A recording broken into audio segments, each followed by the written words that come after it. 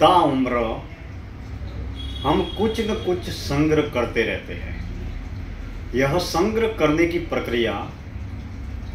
पहली श्वास से आखिरी श्वास तक लगातार जारी रहती है। संग्रह केवल हम न धन, साधन, वस्तु, पदार्थ, गाड़ी, बंगला, पैसा, प्रॉपर्टी, केवल हम पदार्थों का ही संग्रह नहीं करते हैं। हम संग्रह हमारे मन, बुद्धि, दिल, दिमाग, मस्तिष्क में सूचना, ज्ञान, समाचार, आंकड़े इत्यादि तरह की तमाम सूचनाओं का भी संग्रह हम हमारे मन में, बुद्धि में ताउम्र करते रहते हैं। दरअसल जिन पदार्थों को पाने और जुटाने में हम अपना पूरा जन्म और जीवन लगा लेते हैं, यानी कि जन्म से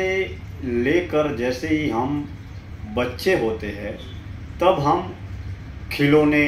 पाने और जुटाने की यात्रा तय करते हैं। फिर खिलौनों से छूटकर जवानी में हम धन, दौलत, पैसा, प्रॉपर्टी पाने और जुटाने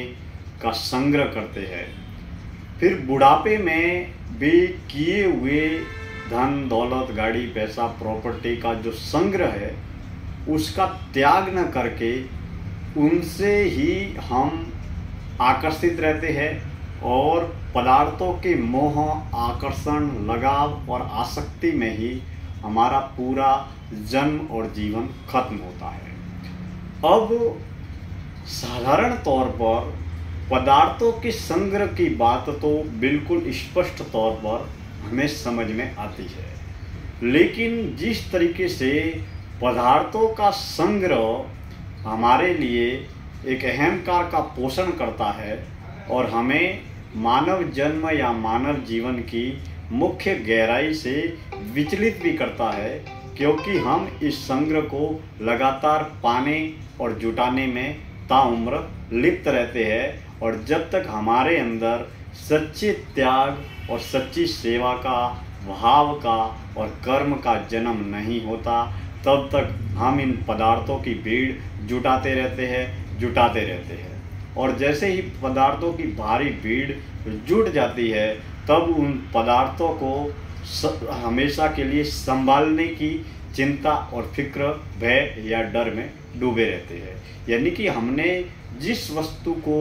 पाया है पहले उसको पाने की फिक्र है, फिर पाने के बाद में उस धन, साधन, व्यक्ति, वस्तु, पदार्थ को खोने की फिक्र है। यानी कि ताउम्र हम उस व्यक्ति, वस्तु, पदार्थ के मोह या आकर्षण में बंधे रहते हैं। यही हमारे जीवन का बंधन है और इसी बंधन से जो जीते जी मुक्त हो जाते हैं वो अनंत की गहराई और अनंत की यात्रा की ओर आगे बढ़ते हैं। अब जिस तरीके से पदार्थों के संग्रह और उसके अहंकार का आकर्षण है, उसी तरीके से ज्ञान का भी एक बहुत बड़ा बाजार है इस संसार में। जिस तरीके से हम जन्म के बाद में लगभग 20-25 साल तक पढ़ाई करके, अध्ययन करके, किताबी ज्ञान प्राप्त करके उस ज्ञान को इसलिए प्राप्त करते हैं ताकि हम पढ़ लिख कर आगे बढ़ सके, रोजगार कर सके, कारोबार कर सके और धन, साधन, सुविधा, सुख, संपत्ति जुटा सके। अब जिस तरीके से साधनों को पाने का एक अनंत बाजार है, उसी तरीके से संसार में ज्ञान का, शिक्षा का भी बाजार है। एक वो शिक्षा जो हमें बाहरी सांसारिक पदार्थवादी जगत में सक्षम, सफल, संपन्न बनाती है, ठीक उसी तरीके से हम ताउम्र लिखकर, पढ़कर, बोलकर, सुनकर, देखकर, किताबें पढ़कर, अलग अलग लोगों से हम सुनकर, कानों के माध्यम से, आँखों के माध्यम से हम ताउम्र ज्ञान, शिक्षा, सूचना, जानकारी इत्यादि का संग्रह करते रहते हैं। फिर संग्रह करने के बाद में वो भले ही पदार्थ का संग्रह हो या ज्ञान का संग्रह हो, पहले पाने का संग्रह करते हैं, फिर पाने और जुटाने के बाद में जो हमने पा लिया है उसको लुटाने की तैयारी करते हैं, यानी कि पहले पाने और जुटाने का अहंकार पाल लेते हैं और फिर पाने और जुटाने के बाद में उस ज्ञान या पदार्थ को लुटाने की यात्रा तय करते हैं। और उस लुटाने की यात्रा का अहंकार भी हमें अक्सर होता है, जिसे ज्ञान का अहंकार भी कह सकते हैं, सेवा का अहंकार भी कह सकते हैं, धन का अहंकार भी कह सकते हैं, धर्म या अध्यात्म का अहंकार भी कह सकते हैं। यानी कि ताउम्र यह यात्रा जारी रहती है। लेकिन जब हमें यह मालूम पड़ता है कि हम धन को पाने या जुटाने की यात्रा कब से शुरू करते हैं और यह यात्रा कब तक अनंत जारी रहती है, हम कितना पाएंगे, फिर प्रसिद्धि हम कितनी पाएंगे, फिर जो ज्ञान है, आखिर शिक्षा या ज्ञान हम किसे मान रहे हैं, ज्ञान क्या है, ज्ञानी कौन है, ज्ञान की गति क्या है और ज्ञानी की गति क्या है। अब जो ज्ञान हमने पाया है आखिर यह कहाँ से आया है। दरअसल हम जिस ज्ञान की बात कर रहे हैं वह ज्ञान मात्र संग्रह किए हुए विचार है, यानी कि हमने जन्म से आज तक अब तक जो देखा है, सुना है, पढ़ा है, ग्रंथों में, किताबों में, लोगों से सुना है, अलग अलग वक्ताओं से सुना है, जो आते जाते सुबह शाम हम जहाँ आते जाते हैं उसके माध्यम से जहाँ पर देखते हैं, इस तरीके से हमें न केवल सत्य की यात्रा में केवल पदार्थों के दलदल से ही मुक्ति पाना आवश्यक कदम न होकर हमें इस ज्ञान के बाजार से भी मुक्ति पाने हेतु सतत प्रयत्न करना चाहिए, ताकि हम अपने मन की गहराई में उतर सके और जितना हम धन साधन वस्तु पदार्थ के आकर्षण से मुक्त होते हैं, ठीक उसी तरह हमें ज्ञान को पाने और जुटाने की यात्रा से भी मुक्त होना अत्यंत आवश्यक है। जब हम ज्ञान को पाने, जुटाने और लुटाने की यात्रा, कर्म और अहंकार से मुक्त होते हैं, तब हमारी आत्मा आत्म केंद्रित होती है और आत्मा आत्म केंद्रित अवस्था में केंद्रित और समर्पित जब होती है, तब हमारे मन, विचार, बुद्धि, दिल, दिमाग, चेतना की संपूर्ण ऊर्जा शक्ति किसी एक विषय पर केंद्रित होकर हम एकाग्र चित्तता के साथ में अपने जीवन में अनंत की गहराई की ओर आगे बढ़ते हैं। मेरे कहने का तात्पर्य यह है दोस्तों कि हमें इस संसार के बाजार में रहकर केवल धन साधन वस्तु पदार्थ के इस बाजार से ही मुक्त होना आवश्यक कदम न होकर हमें शिक्षा ज्ञान के बाजार से भी मुक्त होना बहुत ही आवश्यक है, क्योंकि हम हमेशा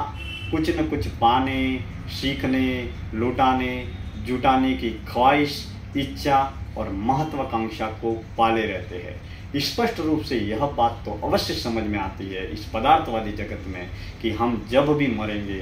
तब हमारे साथ में धन दौलत, गाड़ी, पैसा, बंगला, प्रॉपर्टी ये सब साथ में नहीं चलेंगे। लेकिन इस स्पष्टता को पारदर्शी तौर पर समझना भी बहुत आवश्यक है कि हमने जो ज्ञान, जो सूचना, जानकारी मन, बुद्धि, दिल, दिमाग में जो स्थापित की है वह सूचना या जानकारी भी हमारे साथ में नहीं चलेगी। यानी कि पदार्थों से मुक्त होना ही आवश्यक कदम नहीं है, केवल ज्ञान के बाजार से मुक्त होना भी आवश्यक कदम है, विशेष रूप से उन साधकों के लिए जो ज्ञान के माध्यम से अनुभव के तल पर यात्रा करके प्रज्ञा की दिशा में आगे बढ़ते हैं और वो ज्ञान प्राप्त करते हैं जिस ज्ञान पर वह स्वयं चलकर मौन और मुक्त होकर आंतरिक अंतर्मुखी आत्म केंद्रित यात्रा को तय करते हैं और बाहरी बहिर्मुखी जीवन से मुक्त रहते हैं या मुक्त भी न रहते हैं तो वह मात्र एक बाहरी सांसारिक जीवन में अपने व्यावसायिक, पारिवारिक, सामाजिक जीवन का मात्र एक किरदार अदा करते हैं। यानी कि संसार के बाजार में रहकर इस समझ और सोच को विकसित करना कि न तो कोई हमारा है और न हम किसी के हैं। यह संसार मात्र एक झूठा और नकली अभिनय है। इस अभिनय में समय, जीवन बहुत सीमित है, मगर संसार और ब्रह्मांड अनंत है और सीमित समय में, सीमित जीवन में हम अनंत की गहराई की ओर मौन, ध्यान, भक्ति, साधना, सात्विक कर्म और सात्विक वातावरण के जरिए हम जितनी आत्मा को आत्म केंद्रित करके आत्मा को, मन को, बुद्धि को, विचार को जितना सतोगुणी और सात्विक बनाने का प्रयास करेंगे उतना ही हमारी आत्मा का आत्म कल्याण संभव हो जाएगा। आज की इस चिंतन यात्रा में इतनी ही बात है। मैं दिनेश्वर माली आप सभी का बहुत बहुत तहे दिल से हार्दिक आभार व्यक्त करता हूँ। आप मेरी लिखी हुई राजमंगल प्रकाशन से प्रकाशित हाल में ही प्रकाशित हुई पुस्तक चिंतन यात्रा आप जरूर प्राप्त करें और पढ़ें। यह पुस्तक अमेजॉन और फ्लिपकार्ट पर ऑनलाइन उपलब्ध है। चिंतन यात्रा के नाम से यह पुस्तक प्राप्त हुई है। इच्छुक बंधु जो इस पुस्तक को प्राप्त करना चाहे या पढ़ना चाहे तो ऑनलाइन ऑर्डर करके मंगवा सकते हैं और पढ़ सकते हैं। बहुत बहुत धन्यवाद। जुड़े रहे हमारी इस चिंतन यात्रा से।